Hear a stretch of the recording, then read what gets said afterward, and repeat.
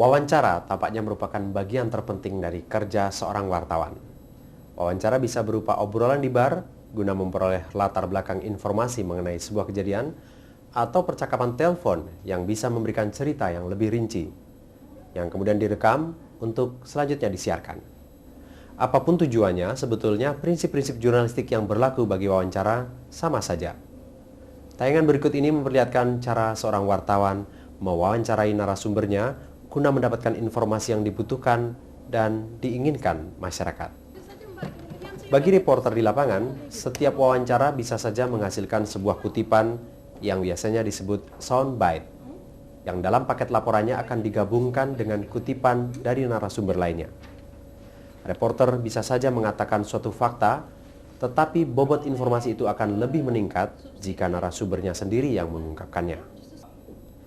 Kutipan biasanya panjangnya 15-30 detik dan merupakan intisari dari sebuah laporan. Misalnya, masyarakat ingin mengetahui alasan pengambilan suatu kebijakan langsung dari orang yang bertanggung jawab atas kebijakan itu.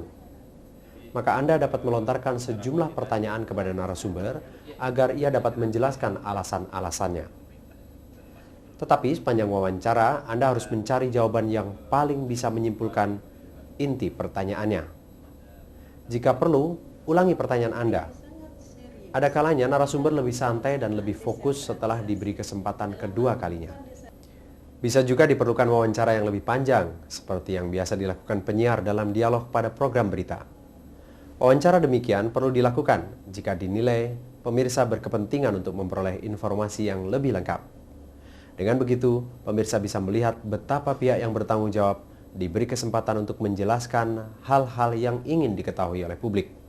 Teknik-teknik yang digunakan dalam wawancara di lapangan maupun di studio hampir tidak banyak berbeda.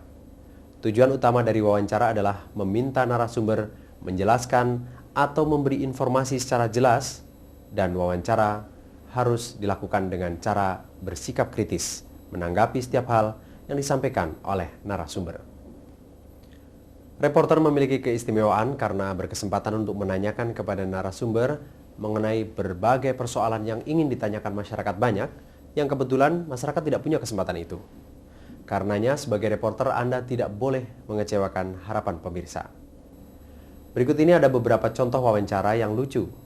Yang penting bagi Anda adalah memperhatikan apa yang seharusnya dilakukan dan tidak boleh dilakukan selama wawancara berlangsung. Langkah pertama adalah melakukan riset sebanyak mungkin. Pengalaman yang paling memalukan bagi seorang reporter atau penyiar adalah ketika ia harus dikoreksi oleh narasumbernya sehubungan dengan fakta-fakta yang disodorkannya dalam sebuah wawancara.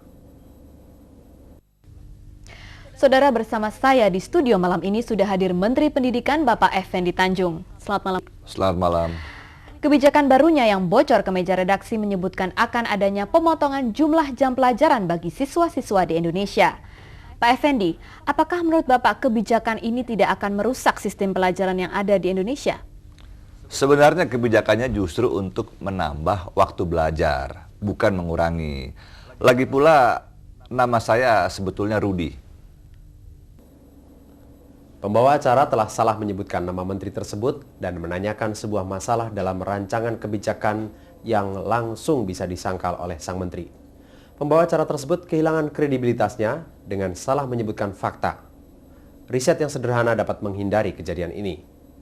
Menuliskan daftar pertanyaan Anda sebelum wawancara akan membantu Anda untuk berpikir secara menyeluruh sepanjang wawancara dan memberikan Anda kepercayaan diri. Tapi jangan terlalu terikat kepada daftar Anda. Simaklah dengan sesama jawaban-jawaban narasumber sehingga Anda dapat mengikuti semua perkembangan percakapan. Jadi Pak Effendi, apakah Anda mengakui bahwa kebijakan Anda akan merusak sistem pengajaran? Tidak. Seperti yang saya katakan tadi, nama saya adalah Rudi. Dan rencana saya untuk meningkatkan waktu belajar adalah justru guna menambah mutu dari pengajaran. Oh, jadi Anda sudah menyebutkannya tadi, tapi tetap saja itu akan merusak sistem pengajaran. Pembawa acara tidak mendengarkan jawaban pertama dari menteri itu dan tetap ngotot melanjutkan dengan pertanyaan yang telah disiapkannya. Fakta yang dikemukakannya salah terus dan usahanya untuk terus menanyakan soal jam belajar yang diperpendek bukannya yang diperpanjang, malah semakin memperburuk keadaan. Usahakan melontarkan pertanyaan-pertanyaan secara lebih terfokus. Jangan mengajukan pertanyaan yang terlalu umum dan berharap akan mendapatkan jawaban yang menarik. Bagaimana hal ini akan terjadi? Apanya yang bagaimana? Anda tahu kan maksud saya? Tidak. Saya tidak mengerti maksud Anda. Pertanyaannya umum sekali sehingga narasumber tidak tahu apa yang diinginkan oleh reporter. Secara lebih spesifik, ajukan pertanyaan satu persatu. Sampaikan pertanyaan secara ringkas dan langsung ke sasaran. Jika tidak, narasumber maupun pemirsa akan bingung. Pak Menteri, mengapa Anda berkesimpulan bahwa menahan anak-anak lebih lama di sekolah merupakan ide yang baik? Ya, saya tahu mungkin banyak orang tua yang setuju dengan ide tersebut karena selain ya anak-anak bisa memperoleh pelajaran secara lebih mendalam seperti misalnya sejarah ataupun geografi, tapi Anda tentunya harus sadar bahwa banyak di antara orang tua yang tidak sependapat. Dan saya rasa pendapat mereka itu patut dihargai karena kebanyakan modern pendapatnya dan saya rasa selama mereka teguh pada keyakinannya dan jujur, saya rasa mengapa tidak diperhatikan. Dan sebenarnya seberapa jauhkah perbedaan pendapat itu? Apakah menurut Pak Menteri itu perlu ditanggapi atau tidak? Ya, memang pertanyaan Anda menarik, tapi saya tidak tahu bagaimana harus menjawabnya ini. Reporter menanyakan 5 buah pertanyaan sekaligus dan menambahkan banyak sekali informasi yang tidak relevan. Dia membiarkan tamunya kehilangan arah dan bingung. Buatlah pertanyaan yang pendek dan langsung pada sasaran. Hindari mengungkapkan pertanyaan Anda kepada narasumber sebelum on air, karena ini bisa menghilangkan spontanitas dan terlihat seperti wawancara palsu. Anda boleh saja menyampaikan terlebih dahulu pertanyaan Anda karena memang itu satu-satunya jalan untuk bisa mendapatkan wawancara tersebut. Tapi jangan membiarkan tamu Anda membuat daftar jawabannya. Kebijakan baru Anda tentunya akan mendatangkan keuntungan yang luar biasa. Ya, saya senang dengan pertanyaan ini. Seperti yang kita bicarakan tadi pada saat sebelum wawancara, bahwa proposal ini kami buat untuk meningkatkan pendidikan anak-anak. Dengan meningkatnya pendidikan anak-anak berarti bahwasannya lebih kurang 3 juta pelajar akan dapat tertampung untuk bisa sekolah di universitas. Wawancaranya terdengar kaku dan dibuat-buat. Menterinya bahkan membacakan jawabannya. Ini kelihatan seperti sebuah opera sabun dibandingkan sebuah wawancara yang bersifat menyelidiki. Upayakan agar narasumber selalu melihat Anda. Hal ini akan menghasilkan gambar lebih enak ditonton dan bisa menghindarkan narasumber dari penampilan seperti orang kebingungan. Bagaimana pemerintah akan membayar biaya kelebihan jam-jam pelajaran? Apakah ini berarti akan ada pemotongan budget untuk sektor-sektor lain di bidang pendidikan? Ya, kami akan mencari jalan agar tidak mengganggu program ataupun anggaran pendidikan. Tapi kan ini nggak terlalu penting. Jika reporter tidak memperhatikan garis mata narasumber akan terlihat naik turun. Hal seperti ini membuatnya kelihatan seolah-olah dia menyembunyikan sesuatu, padahal mungkin tidak. Reporter harus selalu berupaya mengesampingkan pikiran-pikiran mereka sendiri maupun kecurigaan-kecurigaan jika ingin mempertahankan kredibilitasnya sebagai seorang wartawan.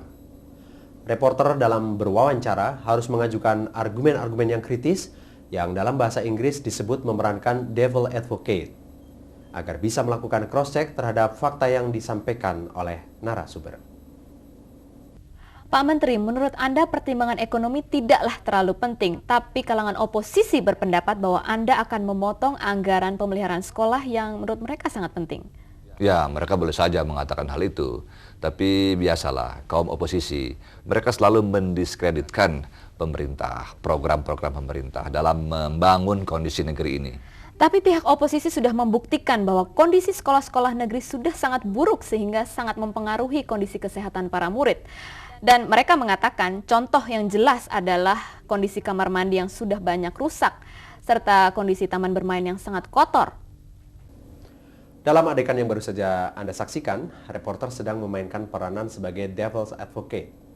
Dengan kata lain, dia menanyakan pertanyaan dari pihak oposisi kepada sang menteri. Secara pribadi mungkin pembawa acara tidak setuju dengan pihak oposisi, tetapi tugasnya adalah menyajikan kedua sisi dari argumentasi tersebut. Jadi peranannya adalah berperan sebagai sisi yang tidak hadir dan menantang sang menteri. Wartawan harus selalu mengendalikan jalannya wawancara. Pemirsa bisa melihat jika narasumber memang mencoba mengalihkan pembicaraan atau tidak mau menjawab pertanyaan. Biasanya ada alasan kuat yang membuat narasumber menghindar dari pertanyaan reporter. Seorang pewawancara yang baik harus gigih menggiring wawancara sehingga narasumber mengungkapkan kebenaran. Usahakan mengajukan pertanyaan yang sangat spesifik sehingga narasumber tidak dapat mengelak untuk menjawabnya. Apakah betul Anda akan memotong budget pemeliharaan sekolah untuk membiayai rencana baru tersebut? Saya kira tidak ada satu orang pun yang tahu isi proposal tersebut secara pasti. Karena memang saya belum mengumumkannya tentang rencana itu. Tapi informasi tersebut betul? Ya memang ada masukan-masukan. Tapi kalau dikatakan bahwa saya akan memotong anggaran biaya pemeliharaan gedung, itu lebih bersifat spekulatif dan terlalu dini. Tapi informasi itu betul? Ya, kenyataannya sekarang para pelajar membutuhkan waktu ekstra belajar. Kan bagus untuk pendidikan mereka, ya kan? Tapi informasi itu betul kan, Pak?